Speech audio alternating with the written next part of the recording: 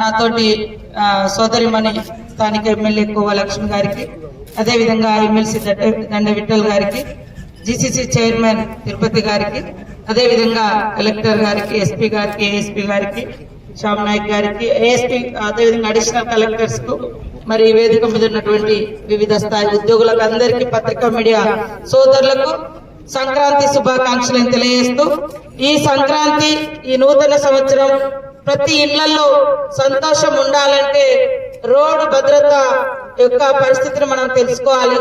మనం రోడ్డు మీదకి వచ్చినప్పుడు భద్రంగా వెహికల్ నడపడం మూలంగా మన జీవితాలతో పాటు మనల్ని నమ్ముకున్న వారు కూడా మరి సురక్షితంగా ఉంటారు. అదే విధంగా రోడ్డు మీదకి వచ్చినటువంటి వాళ్ళ మీదకి కూడా మనం నడిపే వాహనం మీదకి పోయి కూడా ఏ తప్పు లేకున్నా వాళ్ళు కూడా యాక్సిడెంట్లలో మరణిస్తా ఉంటారు. కాబట్టి ఈ యొక్క విషయాన్ని గుర్తుపెట్టుకొని వెహికల్ ఎక్కేటప్పుడు డ్రింక్ చేయకూడదు, అదే విధంగా స్మోక్ జరగకూడదు, అదే విధంగా మరి సెల్ ఫోన్ పట్టుకొని డ్రైవింగ్ చేయకూడదు. అదే విధంగా ముఖ్యంగా రోడ్డు మీదకి వచ్చినప్పుడు ఒక్కొక్కసారి మన తప్పు లేకున్నా ఎదుటోళ్ళతో గుద్దేటువంటి పరిస్థితి ఉంటది, లేదా సడన్ గా ఏదన్నా వెహికల్ అడ్డం వస్తుంది, సడన్ గా ఏదన్నా జంతువు అడ్డం వస్తుంది, సడన్ బ్రేక్ తోటి ఎగిరిపోయి ఎక్కడో పడి చనిపోతున్నటువంటి పరిస్థితులలో మరి వాటన్నిటి కూడా సురక్షితమైంది హెల్మెట్. కాబట్టి హెల్మెట్ అనేది ప్రతి ఒక్కరు కూడా ధరించాలి. మనం 1000 రూపాయలు ఖర్చు పెడతాం సాయంత్రం డిన్నర్లకో లేకుంటే బీర్లకో బార్లకో, కానీ మన బతుకును సురక్షితంగా ఉంచుకోవడం కోసం మాత్రం ఒక హెల్మెట్ కోసం మనము ఖర్చు పెట్టలేకపోతున్నాం. కాబట్టి దయచేసి ప్రతి ఒక్కరు కూడా రోడ్డు మీదకి బైక్ తో వచ్చిరంటే హెల్మెట్ లేకుండా రాకూడదు. అది మన భద్రత, మనకు అవసరం, మన ప్రాణ రక్షణ. అదే విధంగా అతివేగం కూడా అవద్దు.